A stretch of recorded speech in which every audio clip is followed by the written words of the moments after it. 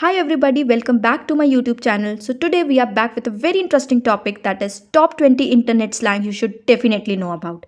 So before we continue with this video, let me tell you that only 20% of you have subscribed to this channel. So अगर आपकी थोड़ी सी भी मेरे content से मदद होती है, आपको कुछ नया पता चलता है, so please subscribe to this channel because it really helps me a lot. Now, coming back to this topic, so let me tell you that this is the part 1 of the video where we will be taking 5 internet slangs for the day, and we'll be talking and discussing it with a lot more facts and even examples. So I request you to watch the video till the end and make the best use of it. So the very first internet slang for today that we'll be discussing is FOMO. Now FOMO is very commonly used nowadays. What this FOMO stands for? Most of us already know, but those who don't know, here it is. FOMO stands for fear of missing out. Now, what this FOMO means? So, let me tell you that FOMO is an emotional response, or basically, if we define it, then it is an emotion driven by thoughts. अगर FOMO के facts की बात करें तो it is most wide spread throughout the millennial community, जो हम generation Y बोल के रेफर करते हैं. देन स्मार्टफोन्स और सोशल मीडिया की दुनिया में this occurrence of FOMO has escalated और बढ़ गया है. Now if we define FOMO in a sentence, then it means it is a feeling, it is a perception that others are having more fun, living better lives, experiencing much better things than you are. तो अगर normal भाषा में बोला जाए तो जब हम left out feel करते हैं और ये देखते हैं कि लोग ज़्यादा मज़े कर रहे हैं हमसे और हम कहीं पीछे रह गए हैं, that gives occurrence or that gives rise to a feeling that is known as FOMO. तो मुझे ये बताने में बहुत दुख भी हो रहा है कि आजकल FOMO इतना बढ़ रहा है कि ये मेंटल स्ट्रेस इशू भी बनता जा रहा है, right? So now let's dive into the example of FOMO. Example is constantly checking your phone to never miss an event that your friends might attend.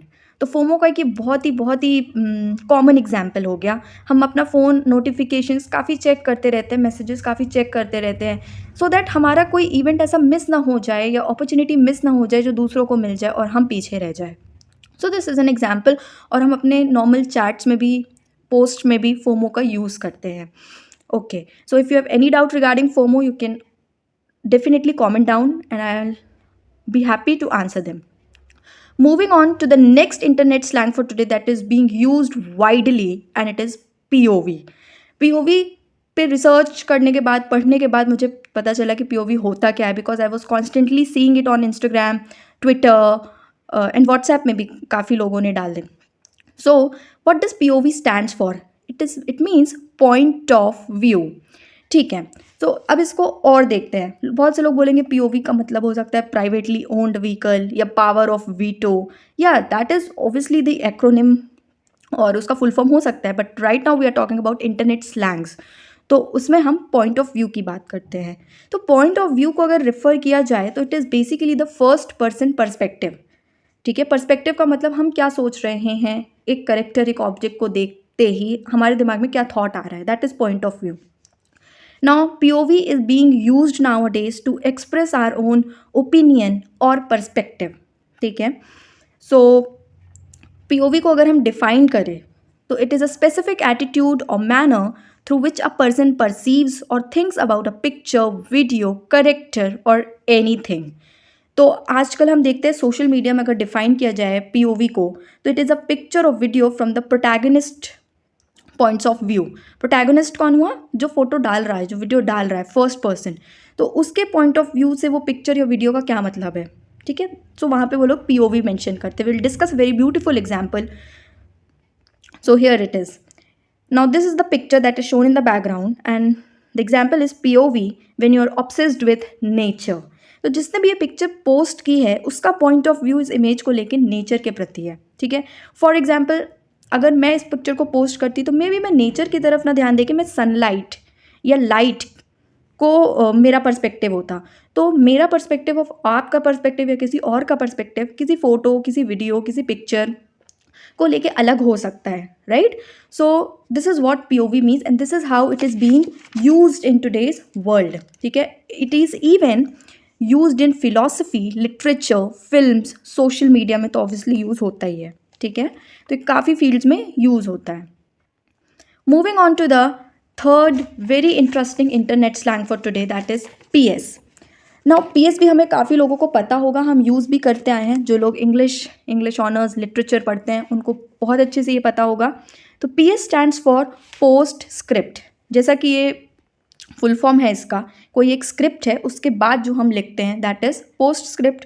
तो पोस्ट स्क्रिप्ट ये it comes from a Latin word that is post स्क्रिप्टम।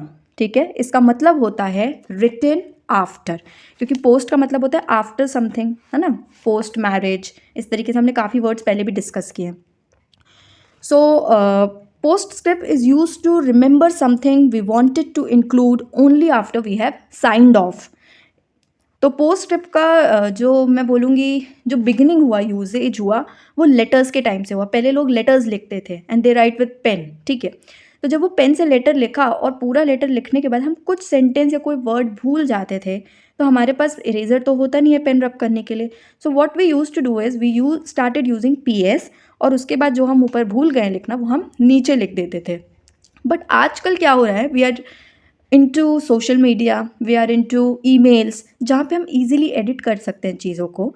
तो अब उसका usage थोड़ा सा बदल गया है। Now we are using PS to emphasise our point और एम्फोसाइज आर आइडिया और अ थॉट। जब आप कभी भी स्क्रॉल करते हैं सोशल मीडिया के पोस्ट और फीड में, तो आप देखे होंगे कि कोई भी पोस्ट हो, आप उसका कैप्शन पढ़े या ना पढ़े, बट वो जो PS और हाईलाइटेड पॉइंट रहती है वो आप ज़रूर पढ़ते हैं। So that is the usage of PS, कि उसको हाईलाइट करके एम्फोसाइज करके दिखाना। ठीक है, so if we define postscript और PS, so it is an additional thought added to letters, email, social media post that comes after it has been completed. ठीक है, एंड इवन मज़े की बात है कि PS को हम ऐसा भी यूज़ कर सकते हैं और ऐसा यूज़ करते हैं even to add a clever और फनी आफ्टर थॉट। कुछ क्लेवर या कुछ फ़नी सा बोलना हो तो हम PS लगा के एंड देन उसको बोलते हैं।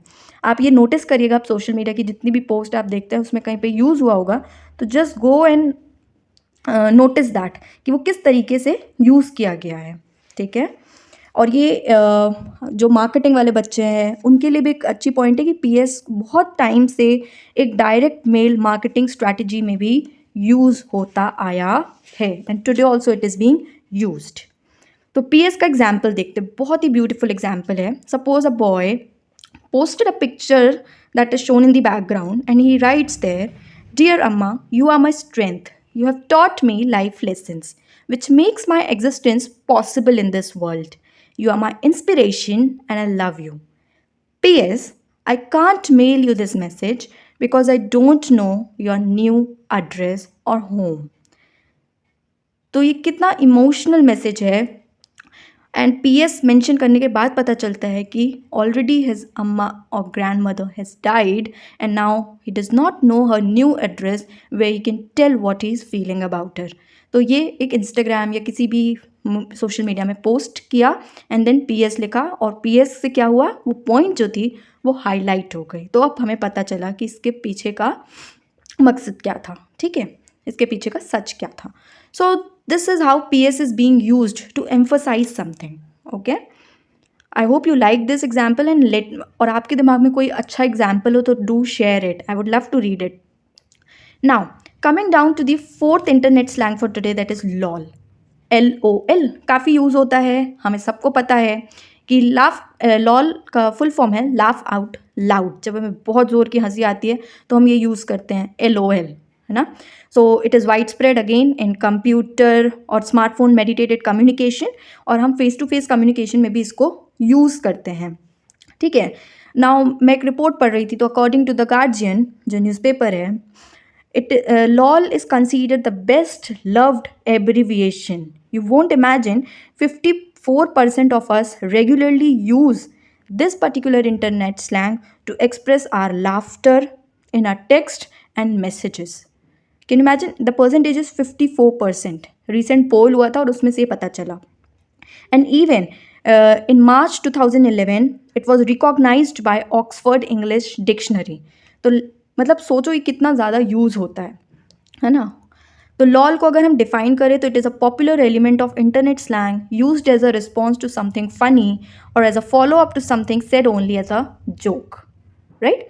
सो एग्जाम्पल देखते हैं, काफ़ी फनी एग्जाम्पल भी सेट किया है मैंने यहाँ पे। Now two friends are having a conversation, So the friend messages or texts, I met a girl yesterday. Now the girl replies, I see. Who was that lucky one? Leave that. You have to listen to this first. Say. She gave me her mother's contact and I didn't have a clue that I chatted with her mom the last night. I got to know this morning about the prank. Lol. So this was the funny conversation for those friends and they laughed. And when she laughed, she used this internet slang to express her laughter. Okay. So I believe कि आपको भी हंसी आई होगी थोड़ी. Okay, now moving on to the last but not the least for today, that is IDK. Very simple, which means, और ये इस फोटो से भी बहुत अच्छे से एक्सप्रेस हो रहा है कि इसका मतलब क्या होगा. Which means I don't know. जब हमें कोई चीज़ पता नहीं होती है, जो सामने वाला हमसे पूछ रहा है या जानना चाहता है, so we simply use IDK and you should definitely know this. काफ़ी लोग यूज़ करते हैं. So it is an internet slang used to convey that the speaker does not have the information being requested or does not have any idea about the subject being talked about. As I told you, कोई subject के बारे में बात हो रही है, हमें कुछ नहीं पता भाई इस सब्जेक्ट में, तो हम बोल देते हैं IDK, आई डोंट नो. और बेसिकली ये हमारे नॉर्मल कॉन्वर्सेशंस में यूज़ होता है. ठीक है, इनफॉर्मल कम्युनिकेशन में हम यूज़ करते हैं. Now let's look into the example. Hey, can you please tell me whether the dairy shop near your house is open? Sorry, IDK, actually I'm not at home. अब अगर यहाँ पे हमें ID का मतलब ही नहीं पता है, then how can we understand what the person is saying? And that's why internet slangs are very important to know. जैसे कि मुझे POV नहीं पता था तो मैं समझ ही नहीं पाती थी कि लोग क्या क्यों यूज़ कर रहे हैं, क्या कहना चाह रहे हैं. ठीक है, तो this is how I learned and that's why I made a video on it. I hope you enjoyed it and learned something valuable. So if you liked it, please like, share and subscribe to my channel. Thank you for watching. See you in the next video with lot more internet slangs coming on the way. Happy learning.